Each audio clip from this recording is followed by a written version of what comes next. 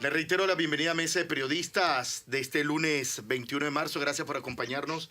Axel Rivera le saluda en compañía de Castalla Pascual, Sabrina Bacal, Fernando Martínez, el doctor Jorge Eduardo Ritter. Mesa llena hoy.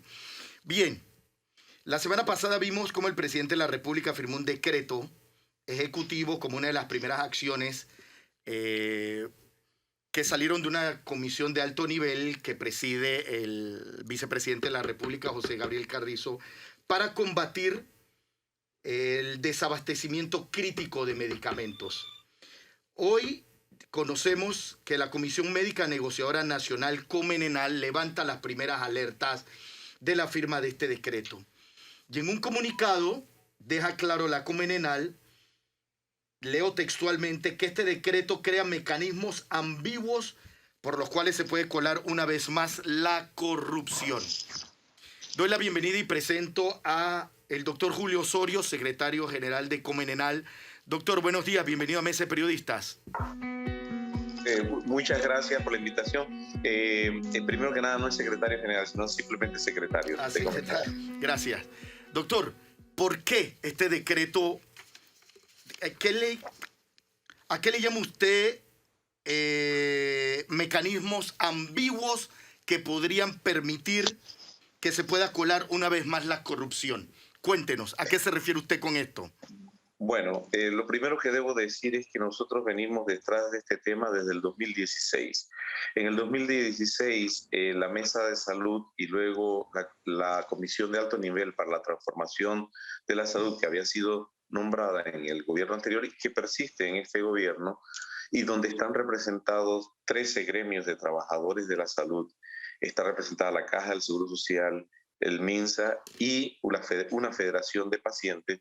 Estuvimos trabajando en el problema del desabastecimiento. Se hizo un análisis profundo y nos dimos cuenta que, si bien es cierto, el problema es múltiple y tal vez tenga unas seis aristas o 6 nudos críticos, lo más importante es que el desabastecimiento se produce porque existen los oligopolios en Panamá, y el oligopolio específicamente de los medicamentos, de los importadores de los medicamentos, que son los que en su interés rompen las licitaciones de precio único que trata de hacer en un momento dado, o que viene haciendo históricamente la Caja del Seguro Social.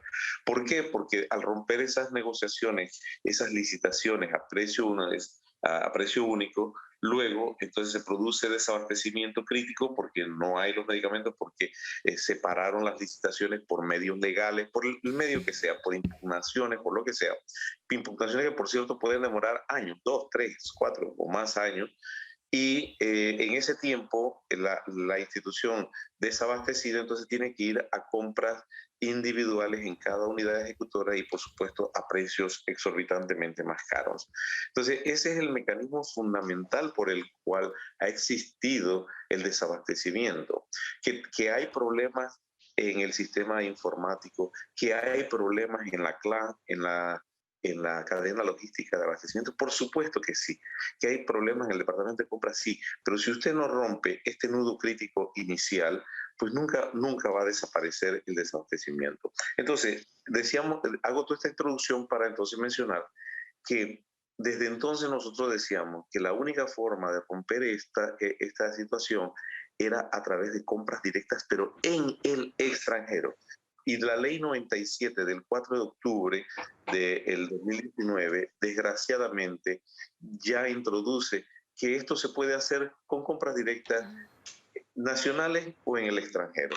Entonces nosotros decíamos, pero si usted va a un mecanismo nacional extraordinario, lo único que ha hecho es crear otro mecanismo para bypassear, para de alguna manera alterna no pasar por el precio único, por las licitaciones de precio único. Usted crea el desabastecimiento y ya cuando le declaran el desabastecimiento crítico, entonces usted usa este mecanismo y sería al precio que fuese, pagando lo que fuese por lo que oferten en un momento dado los importadores de medicamentos. Entonces, ese es el primer problema. Este decreto tiene un problema ya que es de forma, vamos a decir, un problema inconcebible, y es que cataloga que pueden ser contratistas de las instituciones públicas, pueden ser contratistas incluso figuras naturales, personas naturales y no solamente jurídicas. Eso es una aberración. Pero recuerden nada más lo que sucedió con el dietilenglicol y definitivamente en estas cosas tan serias de medicamentos uno tiene que pedir, exigir que los contratistas sean personas jurídicas para que tengan un mínimo de responsabilidad civil y penal sobre la cual actuar. Y más adelante podríamos decir que viene todavía otro problema más, porque es muy serio también, porque definitivamente se crea, tal vez de buena intención, el que no se exija el registro de medicamentos, el registro sanitario en Panamá. Eso tendría sentido si usted está haciendo compras directas con organismos internacionales serios, como agencias de las Naciones Unidas, por ejemplo, que por supuesto tienen estándares de calidad para lo que hacen, estándares de calidad para lo que ofrecen, etcétera, etcétera, para lo que apoyan. Pero si usted quita este registro sanitario y resulta ser que usted se va por la vía, la misma que mencioné al comienzo, de que una vez declarado el desabastecimiento crítico, entonces usted va a intentar hacer una compra nacional cuando ya la compra nacional fue bloqueada por estas mismas personas que no quieren que haya abastecimiento para poder declarar el desabastecimiento. Entonces usted puede llegar a comprar medicamentos que están sin registro sanitario en Panamá, pero por un mecanismo que no es un mecanismo serio, internacional de las Naciones Unidas, sino a cualquiera persona natural que ofrezca en Panamá. Vuelvo y reitero, el dietilenglicol sucedió en este país, independientemente de las muchas historias que se tejen alrededor de él. El dietilenglicol sucedió porque durante 3 meses la Asamblea de Diputados hizo una excepción al registro único y en esos 3 meses se coló precisamente la venta de esa materia contaminada. Sabrina Bacal. Doctor Osorio, ¿cuál sería entonces el mecanismo que ustedes como Comeninal proponen para una solución, digamos, integral y duradera para acabar con el desabastecimiento de medicamentos? Gracias por la pregunta. Miren, nosotros participamos en estas conversaciones de esta comisión extraordinaria y nosotros planteamos 2 puntos fundamentales.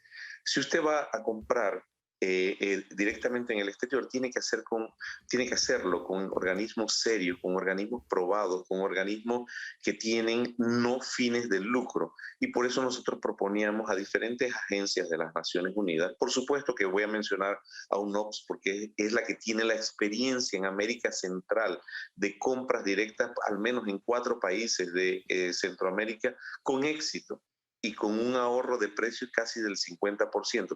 Pero eso sería lo mínimo. Yo sé que eso se ve extraordinario, pero ese no es el objetivo que nosotros perseguimos. Lo que se hace es un convenio con estas agencias de las Naciones Unidas y este convenio implica que además de las compras directas, vamos a decir rápidas, que se pueden hacer, y rápidas estamos hablando de 3 meses por lo menos, pero bueno, rápidas.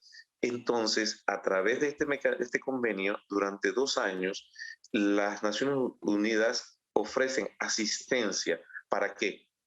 Para adecuar, para sugerir la adecuación que hay que hacer al sistema de información informática, que es uno de los minutos críticos, para sugerir los cambios e implementar los cambios a la CLA, a la cadena logística de abastecimiento que tiene en Panamá reconocido, 38 pasos, y que un consultor nacional ya desde hace casi 5 años nos dijo que tenía que ser de solamente 21, 23 pasos, muy transparentes, etcétera, etcétera, para sugerir los cambios al sistema de compras. Y solamente después de eso, que eso esté probado en Panamá, entonces ir una ley. Y le digo, ¿por qué dejo de último la ley? O dejamos nosotros los de último la ley. En Panamá se han intentado muchas leyes y de paso, sobre el tema le puedo decir que los 4 proyectos que existen ahora mismo en la Asamblea de 4 diputados que lo han propuesto, ninguno de ellos por sí solo va a eliminar el desabastecimiento. Y lo peor de todo, si hacemos un mix de todos los 4 juntos, tampoco se va a eliminar el desabastecimiento porque ellos están apuntando a medidas muy puntuales.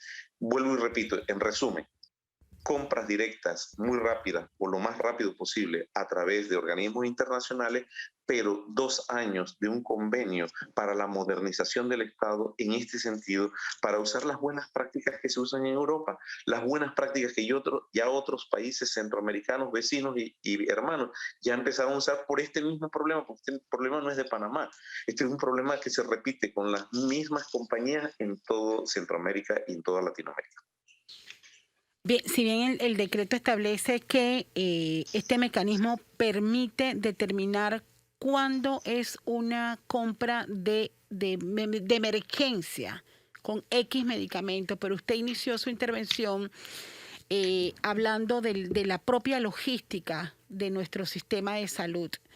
Creo que la última vez que preguntamos el tema, la semana pasada, nos hablaban de 682 renglones de medicamentos. Mi pregunta es, ¿cómo es el sistema actual, doctor Osorio? ¿Cómo se manejan más de 600 renglones de medicamentos hoy día en esa cadena de distribución de la Caja del Seguro Social? Y le pregunto esto porque ¿de qué nos vale acelerar las compras si tenemos el mismo sistema? Sí, exacto. Por eso es que decimos que tiene que haber este convenio con esta agencia de las Naciones Unidas para en 2 años cambiar esto. Lo que ha sucedido en otros países de Centroamérica es que en 2 años estas agencias le regresan a la Caja del Seguro Social, al Ministerio de Salud, toda la potestad de ellos hacer todo el procedimiento de la cadena logística con personal nacional debidamente entrenado de cómo se hace esto en las buenas prácticas internacionales en países de alto estándar, como por ejemplo en Europa. Respondiendo específicamente a la pregunta suya, Castalia, acerca de cómo se hace, bueno, le voy a dar un ejemplo de lo que pasó el año pasado.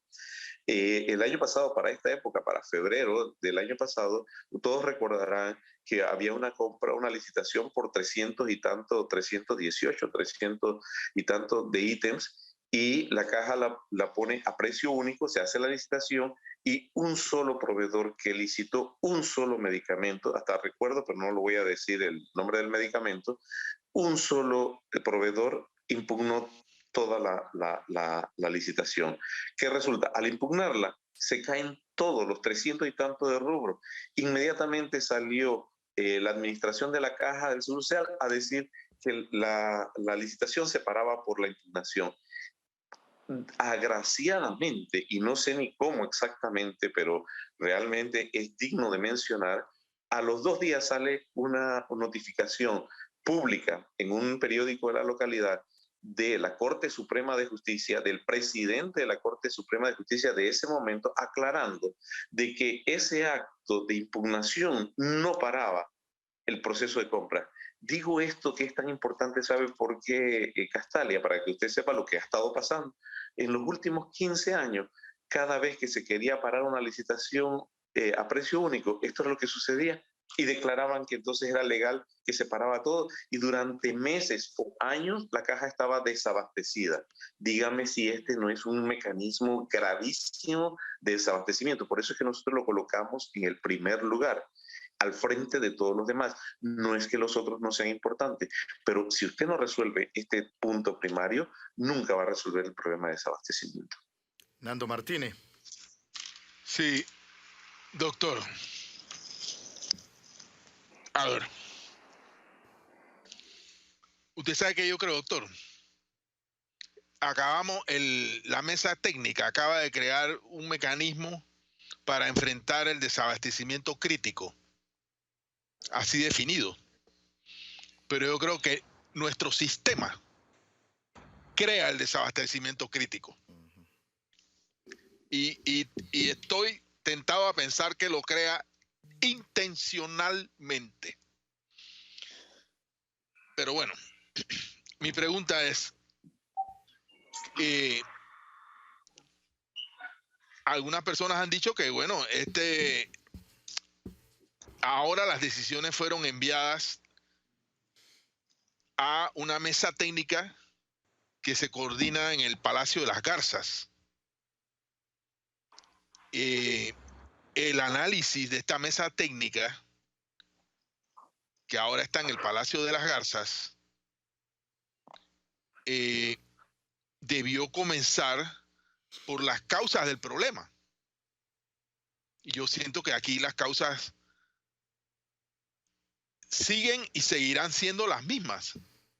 Y usted ha mencionado algunas de ellas. No hay voluntad política del Estado, de sus instituciones, de cambiar lo que hay que cambiar en nuestro sistema sanitario. ¿Cómo es posible que a estas alturas las autoridades de la caja reconozcan que no llevan bien la data de quiénes son los usuarios del sistema en un país de 4 y tantos millones de habitantes? O sea, cuya población es la población equivalente a una colonia en México, por citar un país latinoamericano. No se lleva la data, no hay un correcto conocimiento y control del inventario. Usted ha dicho, no funciona la cadena logística, los procesos de compra son de 38 pasos engorrosos y complicados. Entonces, ¿cómo es posible que ahora nos salgan con este conejo de la chistera del Palacio de las Garzas y sin atacar el problema de fondo? El problema de fondo es estructural, es allí donde está el problema. Yo quería preguntarle, doctor, y que además de su opinión sobre lo que ha hecho la comisión técnica o la mesa técnica que ahora está en el Palacio de las Garzas, ¿qué pasó con la famosa comisión de alto nivel para el tema de la salud, cuya actividad, entiendo, se interrumpió bastante como consecuencia de la pandemia, pero ya es hora de retomar la actividad de esta comisión? ¿O esta comisión está funcionando o no está funcionando? La comisión de alto nivel para la transformación de la salud. Sí, sí está funcionando. Voy a empezar por la primera pregunta que usted hace, que es muy importante. ¿Acaso la comisión técnica en el Palacio no hizo un diagnóstico? Sí, nosotros fuimos llamados y nos presentaron un diagnóstico bastante elaborado con 6 puntos también, pero ahí fue donde nosotros señalamos desde el primer momento que si usted no rompe el nudo crítico donde se caen las licitaciones a precio único por el accionar de las mismas compañías que licitan, entonces nunca va a poder resolver este problema. Aparentemente eso no estaba en el radar, pero yo le voy a decir, yo me voy a tomar el atrevimiento de mencionar por qué nosotros consideramos que esto es así. Lo que pasa es que estas son compañías poderosas y no estamos hablando de las farmacéuticas internacionales, estamos hablando de los importadores de medicamentos aquí en Panamá, donde hay compañías de expresidentes de la República, que incluso ustedes, de la familia, pues, de expresidentes de la República, y etcétera, etcétera. En ese sentido, estas poderosas compañías son las que ponen la contribución de campaña de todas las elecciones, no solamente para presidentes, sino también para los diputados. Entonces, nosotros sentimos que aquí lo que hay es un problema grave de cruce de intereses con respecto a quienes financian las campañas de los políticos, y hay una injerencia política en la decisión finalmente. Por eso nosotros decimos que el primer problema es la voluntad política, porque créame que en un país presidencialista como Panamá, esta es una voluntad del presidente. Nadie más va a tomar una decisión tan crítica como enfrentar el desabastecimiento de medicamentos si no lo hace el propio presidente de la República. Entonces, definitivamente que ahí hay un grave problema. Ahora bien, sería injusto que yo dijera que la comisión técnica no vio todos estos problemas, porque nosotros fuimos de los participantes, y no fuimos los únicos, hubo varios participantes, incluido el representante de la comisión que usted acaba de mencionar, de la comisión de alto nivel, que también apuntaron a este mismo problema. Así que eso quedó claramente visibilizado y se quedó claro, incluso ellos lo han mencionado, pero no está en el decreto, de que están nombrando 3 comisiones, una para el problema inmediato, que es la que va a trabajar con este decreto, otra para problemas a mediano plazo, que podría ser, por ejemplo, la ley, podría ser el sistema informático, y otra a largo plazo para toda la estructura de la CLA, de la cadena logística de desabastecimiento, por un lado, y del problema del departamento de compra, los procedimientos de compra por otro lado. O sea que ellos están hablando, lo justo es que yo reconozca que ellos visualizaron el problema, pero no porque lo tuviesen inicialmente, sino porque varias organizaciones que ahí estuvimos lo señalamos, y ellos ya saben que hay 3 momentos diferentes y que es indivisible. Si usted resuelve una compra gigantesca ahorita, tenemos todo, pues en unos meses, en 6 meses, eso se acaba y volvemos al mismo problema. Ellos reconocen eso, que tiene que haber un cambio a largo plazo. Lo que no vemos claro es la voluntad de avanzar en eso, pero vuelvo y repito, ¿por qué el comunicado de nosotros? El comunicado de nosotros se basa en ese primer momento, en las acciones rápidas, en que si todo estuviera dirigido hacia compras en el exterior con organismos internacionales probados, y puedo mencionarle otro mecanismo que es el de Comisca, el de los ministros de salud de Centroamérica dentro del sistema del SICA. En Comisca usted puede hacer también compras, y compras con subasta en reversa o subasta inversa, como le llaman allá, mejor dicho. Y tienen muy buenos resultados, pero son organismos internacionales probados. Pero si usted abre esta puerta para compras nacionales, como ahí lo dice, porque ahí está, la palabra nacional está ahí, entonces quiere decir que en el fondo usted lo que quiere es abrir una puertecita, un resquicio, por donde se cuele el que yo le pueda dar eso directamente a un amigo, porque la compra va a ser directa, negociación directa. Dicen que primero va a haber una buena convocatoria, pero ya sabemos cómo es esto. Finalmente, entonces, entonces, esto es lo primero que quiere decir. La segunda, sobre la pregunta que usted nos hacía de la CAN siempre estuvo trabajando, incluso durante la pandemia, estuvimos por Zoom, nos acostumbramos al Zoom, que no lo teníamos antes dentro de nuestro mecanismo, y hemos estado avanzando muy lentamente porque nosotros avanzamos dependiendo de la voluntad política de los gobiernos. Nosotros con el gobierno anterior avanzamos hasta donde el gobierno permitió, más allá no se pudo, pero hemos logrado cosas importantes. No sé si ustedes saben que Panamá hasta el 12 de diciembre del 2018, antes de que se fuera el gobierno anterior, no tenía especificado cuál era el modelo de atención en Panamá. Y Panamá, que había sido el proponente del modelo de atención con estrategia de atención primaria desde 1972, José Renán Esquivel, 1978, José Renán Esquivel en la conferencia de la OMS en Almatá. Desde ese entonces, 120 y pico países en el mundo lo adoptaron, y Panamá, que fue el proponente, no lo adoptó. Entonces, por primera vez, el 12 de diciembre del 18 queda plasmado el decreto ejecutivo presidencial, donde se establece por primera vez en la historia de Panamá que el modelo de atención es el modelo de atención con estrategia de atención primaria. Ese es un logro de la CAN, porque nosotros fuimos los que empujamos.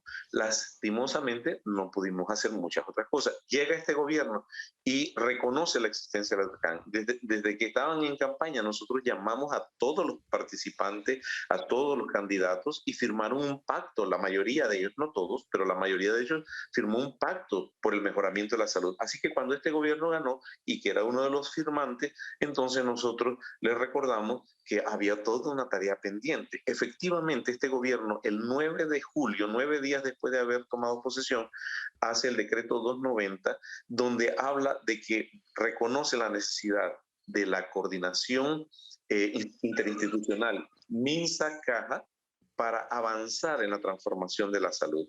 Eso también es un logro de la CAN, porque fuimos nosotros los que empujamos estos conceptos legales para que pudiera darse vida a un cambio, y no es que el cambio ya se ha dado, son los pasos previos para hacer el cambio. Y lo último que le voy a mencionar es que el gobierno ha dicho que sí, que va a avanzar en los cambios, y ahora, en este mismo momento la CAN está trabajando precisamente en todo el plan operativo de esta transformación, que no es unificación todavía ni nada por el estilo, ni es hablar de un sistema único, sino simplemente una coordinación efectiva, donde los no asegurados puedan atenderse en cualquier institución, en cualquier instalación, y los asegurados igual puedan atenderse en toda institución, pero que no haya pérdidas económicas para ninguna de las dos instituciones. O sea, que ninguna institución se recargue sobre la finanza de la otra. Para ello, tiene que haber una compensación de costos efectiva, transparente, real, justa. Bueno, en eso es lo que estamos trabajando precisamente para ser presentado en muy poco tiempo, podría ser en un mes más, para que el Ministerio de Salud evalúe todo esto. Y esto lo estamos haciendo, vuelvo y repito, dentro de la CAN, que es donde están los representantes de trabajadores de 13 gremios de trabajadores del sector salud, incluidos los administrativos del MINSA y de la Caja, donde hay una federación de pacientes y donde está el Ministerio de Salud y está el Ministerio de la Caja del Seguro Social. El doctor Jorge Eduardo Ritter tiene comentario. Doctor, lo escuchamos. Sí, quiero hacer un comentario nada más, más que una pregunta, quiero hacer un comentario que a lo mejor es un comentario que puede sonar un tanto pesimista, pero no por eso voy a dejar de hacerlo. Esto me parece que es un cuento de nunca acabar. Es un cuento como el de vamos a combatir la corrupción y después se nombra una comisión para ver cómo se combate la corrupción. Miren, el plan estratégico del gobierno nacional, plan estratégico, esto está aprobado hace casi 3 años. Hay una parte, hay un capítulo dedicado a los medicamentos. El primero de los cuales dice crear las condiciones de disponibilidad de medicamentos y mejores precios. El segundo punto dice crear el Centro Nacional de Compra de Medicamentos e Insumos. Y puedo seguir, promover el uso de medicamentos genéricos, fortalecer la dirección de farmacias para que los procesos de seguridad de los medicamentos se agilicen, los registros sanitarios, etcétera. Y digo que quería hacer esta precisión porque desde el gobierno pasado, yo recuerdo que en alguno de los discursos del presidente Varela ante la Asamblea Nacional se comprometió a que en este periodo, ya no recuerdo cuál, pero puede que se haya sido en el 16 o en el 17, que en este periodo se crearía el Instituto Nacional de Medicamentos para terminar con el desabastecimiento y mejorar los precios. Como eso no se hizo, entonces se incluyó en el del gobierno actual.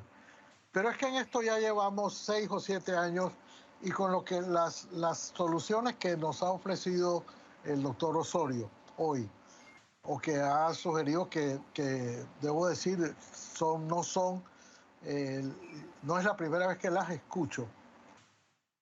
Yo lo resumo en esa palabra que se ha usado tantas veces en la mañana de hoy, que es voluntad política. Esto no es tampoco de una complicación tal y sí es de una envergadura muy grande, pero no es de una complicación tal que una buena administración no pueda realizar y pueda realizar pronto. Yo recuerdo que en las mesas, ahora la palabra es mesa, las mesas técnicas, durante la campaña que llevó a la presidencia del presidente Cortizo, hubo, entiendo que 1.500 profesionales que se distribuyeron en diferentes mesas, y una de las mesas, que no era una mesita, era una mesa, la que vio el asunto de los medicamentos, llegaron a una serie de conclusiones.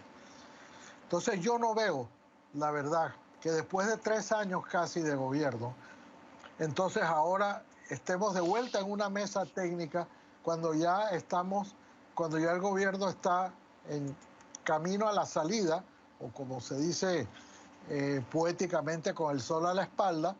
Entonces nosotros vamos ahora a tratar de buscar una solución. Ya se dijo que no hay solución para el Seguro Social porque no hay capital político que se pueda invertir en eso. Yo no sé si el asunto de los medicamentos es una nueva bola de humo, para decirnos sí estamos preocupados por el hecho, pero es que la preocupación viene desde hace 5 años o más. Ya al principio del gobierno del presidente Varela, ya esto era una urgencia, ya esto era una necesidad, ya esto estaba en el malestar colectivo de la ausencia de medicamentos, por un lado, o lo caro en el caso de su adquisición por parte privada.